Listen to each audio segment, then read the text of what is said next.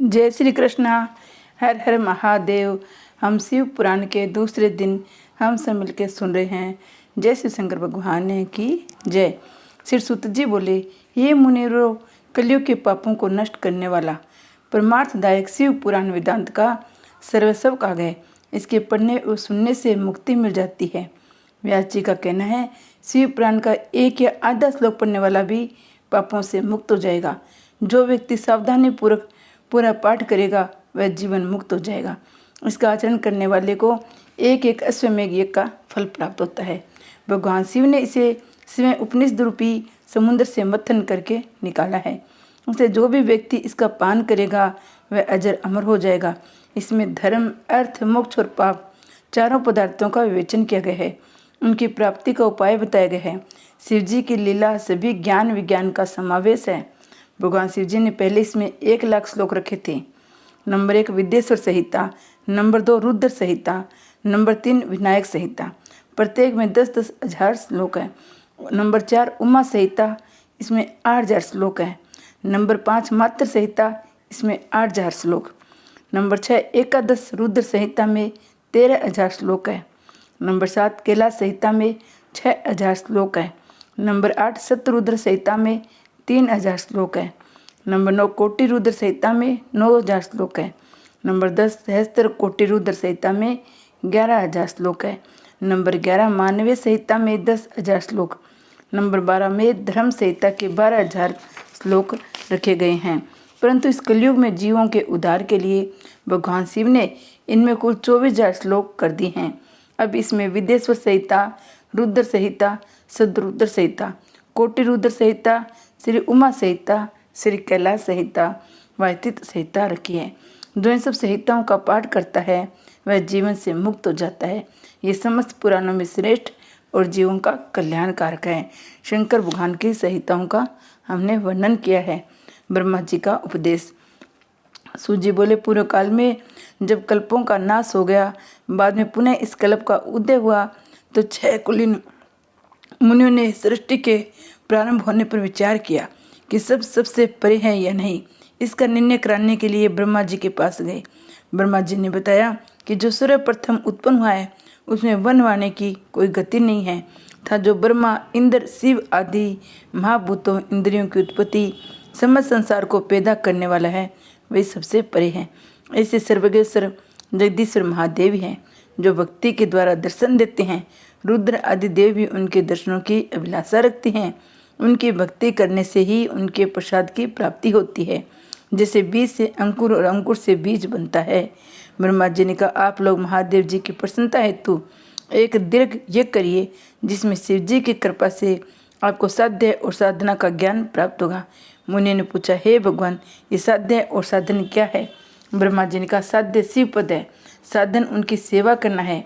वेद विधि द्वारा उनकी आराधना करने पर उनकी प्राप्ति होती है। जो जैसा करता है वैसा ही फल प्राप्त होता है। कान से सुनना, मुंह से कहना, मन से मनन करना एक भी महान साधन है, क्योंकि महेश्वर हमेशा सुनने, कीर्तन करने, मनन करने योग्य है। इसलिए साध्य तक पहुंचने के लिए साधन पर जुट जाना चाहिए। गुरु के द्वारा शिव योग को प्राप्त करना चाहिए। पहले कुछ क्लेश उत्पन्न हो सकता है, परंतु बाद में परमानंद की प्राप्ति होती है। सनत कुमार व्यास संवाद। मुनि ने ब्रह्मा जी से पूछा, श्रवण, मनन और कीर्तन क्या है, कैसे किया जाता है? ब्रह्मा जी ने उत्तर दिया, ईश्वर के रूप, गुण, नाम और उनकी लीलाओं से अपनी पूजा और जय द्वारा रुचि उत्पन्न करना, लगातार युक्तियों सहित अपने मन को उनके सामने करना मनन कहलाता है। पर ब्रह्मा महादेव जी शंभु भगवान के नामों को बार बार लेना, जप करना कीर्तन कहलाता है। दृढ़ता से भगवान संबंधी शब्दों को कानों से सुनना ही श्रवण है। सत्संग में बैठकर महादेव जी की कृपा से श्रवण और कीर्तन करने, उसका मनन करे, ये सर्वोत्तम मनन है।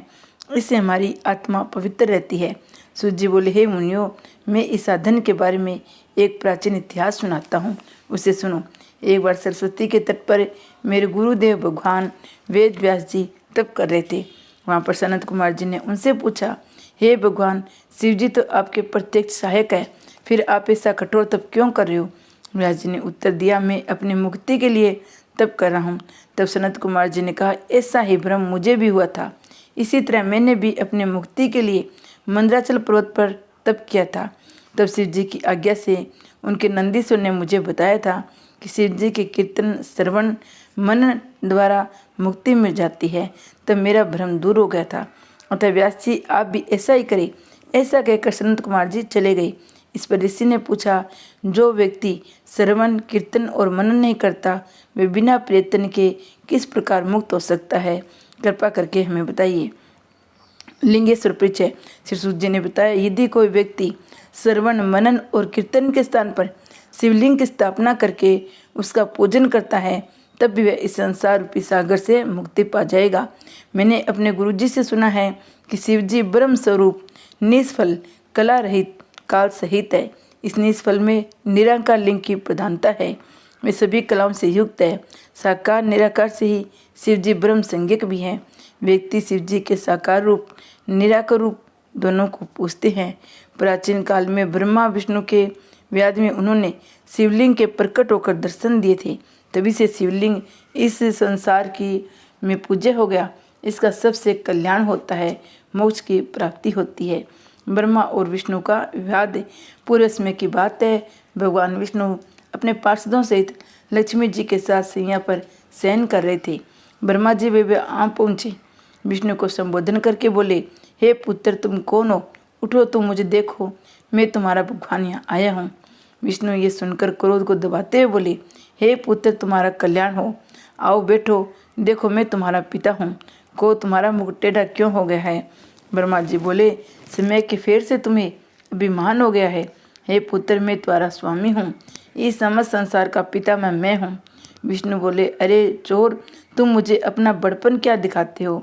सारा संसार तो मुझ में निवास करता है। तुम मेरी नाभि कमल से उत्पन्न हुए हो, मुझसे ही ऐसे बातें कर रहे हो, तुम्हें यह शोभा नहीं देता।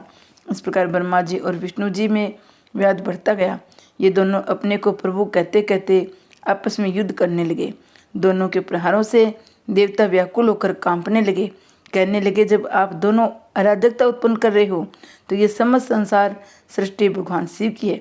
उसके बिना इस सृष्टि का एक तिनका भी इधर से उधर नहीं हो सकता।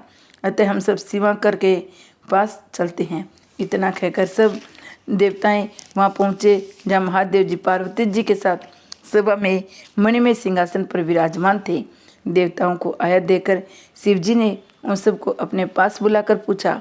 शिव ने निर्णय लिया, हे देवताओं, मैंने सुना है विष्णु और ब्रह्मा में भीषण संग्राम चल रहा है। इस कारण तुम्हें महान दुख उठाना पड़ रहा है, परंतु अब तुम घबराओ मत। शिवजी वहां पहुंचकर बादलों की ओट में उनका भीषण युद्ध देखने लगे। वे परस्पर एक दूसरे पर महेश्वर पाशुपत अस्त्रों का प्रयोग कर रहे थे। उनके प्रयोग करने पर तिलों की भस्म हो जाती थी। इस प्रलय के वातावरण को देखकर शिवजी एक तेजोमयी अग्नि के समान दोनों के पत्थे में जाकर चमकते हुए लिंग के रूप में प्रकट हो गए। विष्णु और ब्रह्मा महा तेज वाले स्तंभ को देखकर विस्मय में पड़ गए। दोनों कहने लगे, ये इंद्रियातीत अग्नि स्वरूप स्तंभ क्या है? हमें इसका पता लगाना चाहिए। ये कहकर दोनों और शीघ्रता से चल पड़े। विष्णु जी शुक्र का रूप धारण करके पाताल में गए। ब्रह्मा जी हंस का रूप धारण करके आकाश में गए, परंतु दोनों में से किसी को भी उस प्रकाश में लिंग के भेद का पता नहीं चला। ब्रह्मा जी ने आकाश में केतकी के फूल को देखा, उसे तोड़ कर ले आए। उन्हें ये निश्चय हो गया कि उन्होंने यहाँ तेजस्वी स्तंभ का पता पा लिया है। वे केतकी के फूल को लेकर विष्णु जी के पास चले आए। विष्णु जी ने ब्रह्मा जी के पैर पकड़ लिए। ब्रह्मा जी के छल को देखकर शिव जी उसी समय प्रकट हो गए। विष्णु जी ने भगवान शंकर के चरण पकड़कर प्रणाम किया। विष्णु जी की इस महानता से भगवान शिव बहुत खुश हुए। उन्होंने प्रसन्न होकर उनकी सत्यवादिता की प्रशंसा की और अपनी समता प्रदान की। ब्रह्मा जी का अभिमान भंग हो गया। श्री नंदी के स्वर बोले। इसके पश्चात शिव जी ने अपने भुवों के बीच में भैरवों को प्रकट किया। भैरव ने प्रकट होकर भगवान शिव से पूछा, मेरे लिए क्या आज्ञा है?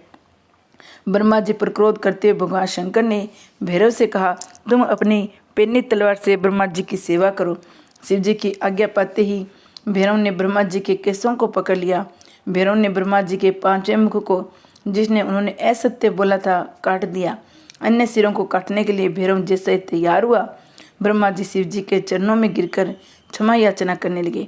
विष्णु जी ने भी भगवान शिव जी के चरणों में गिरकर ब्रह्मा जी को क्षमा करने की प्रार्थना करने लगे।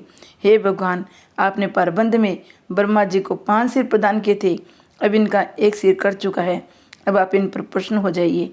वीरों ब्रह्मा जी को छोड़कर बोले, हे ब्रह्मा, तुमने अपनी प्रतिष्ठा ईश्वरत्व के लिए छल कपट किया है, इसलिए तुम सत्कार, स्थान और उत्सवों के विहन किए जाते हो। ब्रह्मा जी शिव जी से वरद और स्वामी कहकर अपना 5वां सिर मांगने लगे। इस पर शिव जी ने कहा, राजा तक डर से मैं संसार की स्थिति बिगड़ने नहीं दूंगा। हे पुत्र, जो अपराधी है उसे तुम दंड प्रदान करो।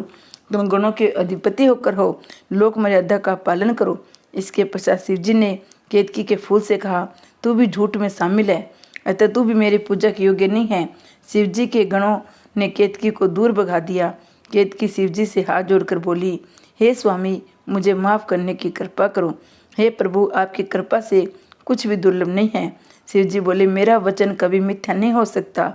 मैं अब तुम्हें स्वीकार नहीं कर सकता, परंतु मेरे भगत तुम्हें स्वीकार करते रहेंगे।